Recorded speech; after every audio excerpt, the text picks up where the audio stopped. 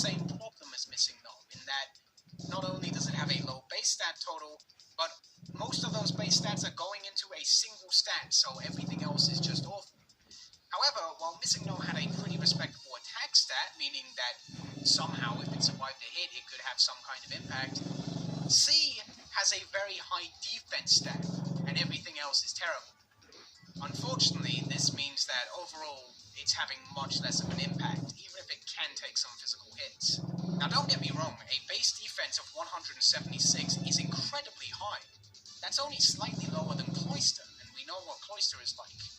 However, because of its pretty abysmal HP stat, it's not actually that bulky on the physical side. In fact, it's only barely bulkier than Tauros, and there's also the issue of that terrible special stat, meaning that it dies to pretty much any kind of special attack from anything. Unfortunately, while C can take some physical hits, it's definitely not having much of an impact after taking those hits, because its offensive stats are absolutely terrible. Its Hydro Pump, coming off 19 special, can't even one-hit KO Rhydon, despite the fact it's a 120 base power move that is 4 times super effective.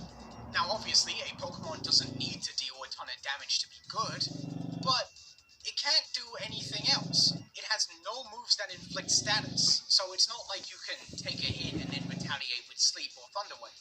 You're really just a sitting duck that is throwing out incredibly weak moves that the opponent can take with pretty much anything. The closest thing to an impact C could have on a game is take a physical hit, click Fire Blast, and pray that it burns something.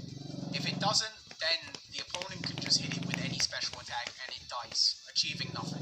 C really is terrible, and it might be the worst Glitchmon now that I think about it. I'd honestly call it worse than Missing Gnome to be sure. Next up we have a Pokemon called F5, and F5 could have just been a better Missing Gnome, but unfortunately it's got a